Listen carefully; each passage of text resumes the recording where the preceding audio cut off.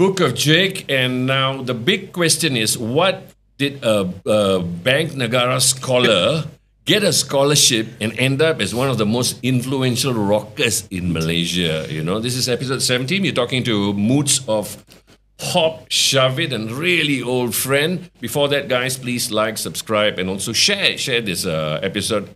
This episode is all about, you know, lifting people up, sharing, you know, bringing people up, and that's my whole purpose of this episode. Of course, if you can make a little bit of money, alhamdulillah. But you know, so welcome, Moots, Thank you, Jake. old buddy. His name is actually Murali Dharan. It's named after a very famous boy playing the flute. no, it's a cricketer. Yeah. So tell us about your journey. I remember Moots as a very skinny guy who worked in Bank Negara as a Bank Negara scholar. So run us through that journey and how you ended up here. The reason we're doing this is also because it's the 15th episode of one of the most iconic rock songs, which is Marabaya. Yes, 15 and it's been years. done so many times I lost count. There's been many remixes. I think for me, it's living the dream. I've always wanted to. What is the dream? So for me, it was always I wanted to be a rock star and I wanted to be a radio DJ. You know, so back in the day, I used to like make those mixtape cassettes and pretend I was a DJ. It was Time Highway Radio before hits came, right? Yeah. My time was hits when I graduated. So after graduating, it was always with the bandmates like Rudy, and everyone was like, make your parents happy, study first, right? Get a job, and then do what you love. So you studied economics and accounting? Economics, accounting, and finance. So I got a scholarship from Bank Negara, came back, didn't enjoy it at all. I know this. You know, I spent a lot of time at Astro because I was pitching my music to Jake and the announcers.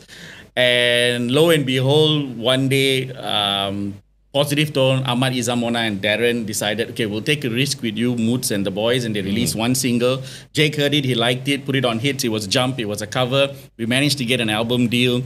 And then I was thinking, okay, Rudy and I were like, he doesn't want to work in IBM and I may not want to work in Bank Negara. No. The story is this. He used to come almost every other day lunchtime to my studios in Bukit Jalil, to my office, and I said, hey, brother, you hari-hari datang sini, you kerja lah sini terus. And I actually took it He took seriously. it seriously and I offered him a job.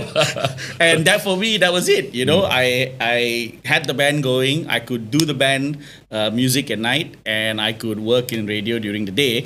But that, you remember Rudy, who was with the morning crew, gave me a nickname. He said, I'm like Batman, right? I'm Bruce Wayne by day in the bank, and I'm Batman at night in the studio. And used to burn the midnight oil. You know, everyone used to say, you know, take it easy because you finish work at like 6, spend time with the family like 2 hours, then we're in the studio till like 4 the next morning, and then back into work at like 7, right? So you come from a very proper family. I know his father. His father is an ex-minister, believe it or not. I won't give it away. And he was a professor in university. And how did they actually accept this? How was the acceptance? Until today, he still has not accepted it. But I think He doesn't know what he does. He still doesn't know what I what do. Murali is doing. But I think, you know, after some time, a couple of years, when he started going to like, you know, Starbucks and people, hey, aren't you Moots' dad? And I think he started I don't go to getting proud. Starbucks now, sorry. Sorry, when he went to the mama and Sorry. we'll rephrase that. So he once told me that, hang on, he's actually doing well. Yeah. You know, I thought I would be disappointed, but he's actually doing well. So your dad's really proud of you. He is. And, you know, he's rocking at 89. And even when we released the new song, they wanted to see the video. And I feel like an uncle in the video. But, you know, parents were still happy and proud to see that. Yeah. So run us through POPSHUVIT and the journey to POPSHUVIT. And what are the highs, the biggest highs? And I know you all have played with some incredible bands and highs, and also the loss of a very close friend. Yeah. I think when we got into it, the first thing that we wanted to understand was, how does the business side of it work? Okay. Right? So most musicians get into it. I want, you know, the girls, the fame, the money, but the reality is the money is never there. And we wanted to understand the business side of it. So when we first got our contract, I sat down with Paul Moss and Ahmad Izam Omar, and I said, you need to explain to me A to Z what's in this contract, and I want to understand it. So that's your finance background helping you. Yes, exactly. Okay. And also, studying law in college helped as well. And so that's when we understood the business, and then we decided, okay, we don't want to have a manager. We want to be self-managed. We want to kind of build this as our own little empire. We started small. Uno wanted to start a clothing line. He started this clothing line called Unknown Agendas. We used to work with a couple of friends to print the t-shirts, sell at shows. Rudy and I were more interested in running the business, networking, trying. Our dream was to tour the States, and our dream was obviously to try and win a Grammy and get out of Malaysia, because we were still got time. Maybe it'll be a granny, but I'm just kidding. I'm not bringing it up. The dream is still there. But you've performed in some incredible bands. I want to hear about that. Yes, so we got the opportunity to tour with My Chemical Romance during the height of their career, which is the Black Parade. Yeah. And we became friends over the years. They've helped us out, write music as well. We've performed with a lot of acts from Asia. So one of the things that we started out was we had a connection with a rapper called Dandy in Bangkok. And then, with the airline that allowed us all to fly cheap, we started flying between countries, cross-border. Asia. Gotta thank Air Asia, because everyone can fly, right? Sure, got no sponsors, so I don't care. So yeah, we started traveling back and forth, and then we went to Philippines, we met Slapshot, and then this connection. So that was a Southeast Asia alliance. Yes. That you actually didn't think could happen, but it naturally happened. Yes. And so which allowed you to connect Japan Japan, and then it also branched outside of us. So because you started having Joe Flizzo connect with the Thai rappers and the DJ. I mean, you went to Bangkok and DJed a few times, so it became a network of friends. And I think over the last 10 to 15 years, it's blossomed into. I think, and I do believe, like Def Jam wouldn't be around if this connection never happened, because it's the same individuals behind it, right? Kita support kita, and we grew the industry. Correct. Yeah. So from that experience in POPSHUVIT and all that, what was your most memorable experience? If you can nail it down to one particular point in your life, performance or whatever. Yeah, I think there was a show that we did in Bukit Jalil, and we were doing so many shows at that point in time that we never took step back to kind of smell the roses. It was just like, oh, another show, then back to work, another show, back to work. So there was this one show, and we came to the show sleke. Like I was in shorts, a t-shirt, cap. Like, but you're always sleke. Yeah. I mean, well, sometimes for shows you try to dress up, right? But it doesn't dress like Resh Monu. We'll have Resh Monu next week. Yeah, okay. Resh's got good hair. So we went up on stage, and then when we played Marabaya, there's like 15 to 20,000 people singing along, and we couldn't even hear ourselves because it was so loud. So for us, that moment when we got off stage was like, oh wow, that's something else, And even the organizers and even the guys who were handling the production came to us and said that was like magical. The moment. Yeah. So you felt like you've arrived, lah. Felt that I arrived, yeah. At so that point great segue into Marabahaya, and this song has been around for 15 years. Yes. And the latest one is with Sona One, right? Yes. And so. Tell me about this song, because I remember also sort of like working in the band, and that song was just amazing. Yes. So tell us about the song. What happened? How did you come up with the idea, and what's the story behind the longevity of this song? I think it's like when we were speaking to POPSHUVIT, the legendary producer for Nirvana, who also worked with music with us. He always talked about the zeitgeist moment, right? Like everyone talks to me about the album Nevermind. He said, yeah, everything just happened. For us, I think there was a few things that happened consecutively in that few months. First and foremost, we met our idol, Wes Borland. Who actually came to my house. Wes Borland from Limp Bizkit. Limp Bizkit. He actually came to my house. I pun terkejut. Apa mamak ni buat kat rumah? Yeah, and this is like at Limp Bizkit's height of their fame. And and then we took him to Batu Case. We hung out with him. He came to our studio. He wrote some music with us. And he was in your house, and right after that, we had our first successful tour in Japan. Okay. Right? And then when we were in Japan, the scene was so different. We were introduced to so many different sounds, bands, even live performances. So we came back after, hanging out with Wes Borland for a week and learning from him and experiencing Japan and learning from all these great musicians, like from a different world. And then we sat down and we were like, oh, we need to write this song for this movie.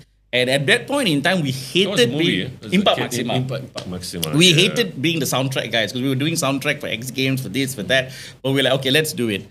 And it just happened. JD just put the strings together. He came up with the melody.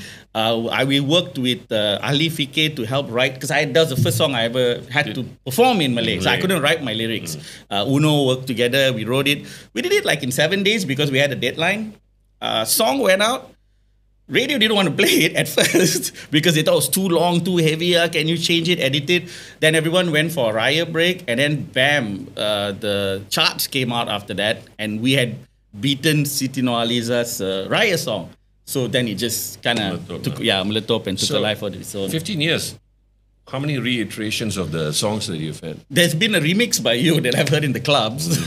We've done the EAR version, which was because MTV at that time wanted us to do a special performance, so we also decided to record it. I'll stop there. So the EAR version was with Jermaine from Slapshot, who actually took his own life during COVID. Maybe you want to, and how that affected you. Hard. I mean, it took me a year. Even now. This is probably one of the most iconic Filipino band who have toured the world. Slapshot, nicest guy, Jermaine. And during COVID, he took his own life. So it's just tragic. And I remember you calling me and you were in tears. And I mean, I still get choked up thinking about it. But, you get over it with life, right? I mean, that was a tough time because it was at the tail end of COVID. We were all kind of getting back to some form of normalcy. I think that's the right word to use. And that happened. And then for all of us, it was just like, I don't want to do music anymore. So we had a song that we wrote with him together with POPSHUVIT, and we put that out. And then after that, we were just like, not bothered. And then that's when, it happened. And then... So there's one version with him in it, right? Yes. Okay. So there is a song that he wrote with us called Dark Times, literally a week before he took his life. We decided to release that song. Then after that, we said, we had a whole album ready. And then we said, we don't want to move forward with it. And then it took me about a year and a half, 2 years to start talking to the boys about, okay, we're reaching I wouldn't say twilight, but we're aging. We're not going to be able to jump as much as we could. So you just turned 47 last week, and Marabaya is 15 years old. Tell us about this new version. So it actually happened when Fly FM did a Best of Malaysian Hip Hop, the history of Malaysian hip hop. They went viral, and they were like, we need to do one for rock, and we'll add Marabaya in there. I was thinking, actually, that would be interesting. And Sona was in that history of Malaysian hip hop. Brilliant guy. And I reached out to him. I said, would you do this? He says, yeah, sure. It took him 9 months to do it because that's him. He's a perfectionist in that way. But it was well worth the 9 months. We actually had 6 rappers that were meant to feature on the song, but we ended up with the final 4 based on schedule because we could only get everyone to Bangkok on Valentine's Day to shoot for 1 day because of cost. The video is out, right? The video is out. It's on YouTube. I think it's trending. I think it's trending already. It was trending in the first week that it was out. The song's doing well on Spotify. People are adding How does one support the band POPSHUVIT now? Stream. As much as you can, stream the music. We haven't gotten to the stage where we're building the ecosystem of, performing at shows. Is there a tour in line? We plan to get together for the Japan tour, go back one last time, do a full-on tour. But what's coming out is the album. So we've managed to put together a couple of songs. We've got 8 songs, including another version of Marabaya. Wow. It's never going to end.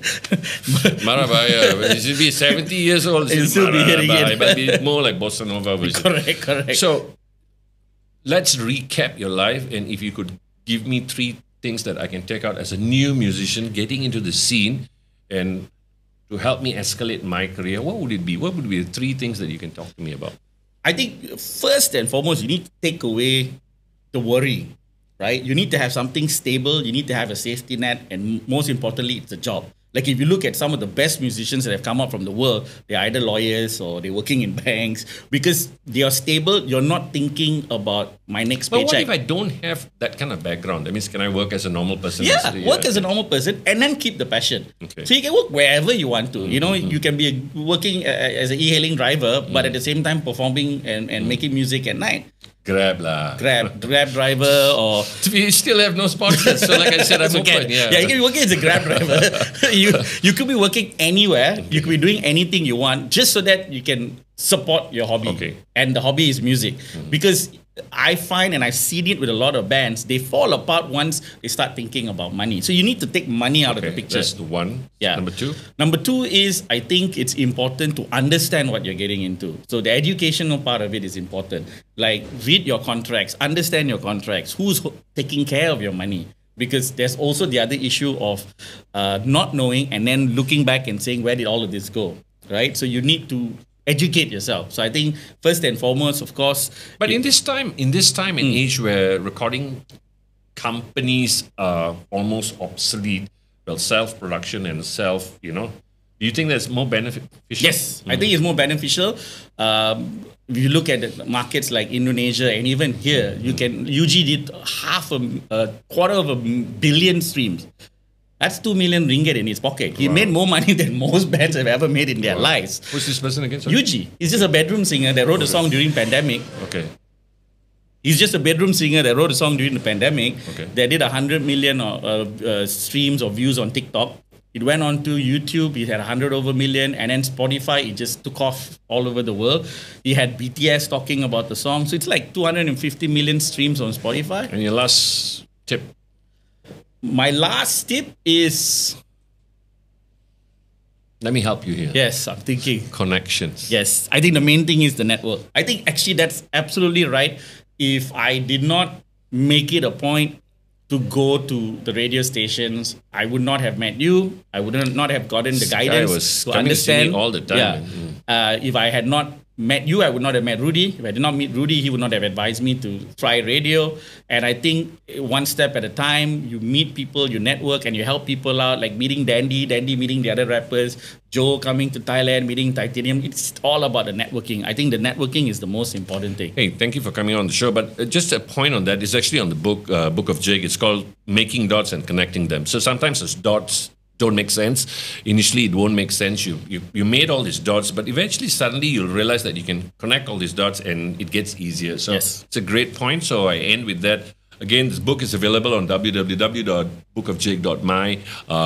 Like, subscribe, share the podcast. Again, like I said, this is not for me to make money yet, but if you can share, it'll be great. Thanks, Moots, for coming on the show, and inshallah, we will see you in the next 10 years where we'll see Marabaya 27. Okay, till then, take it easy, guys. Hope you enjoyed the podcast.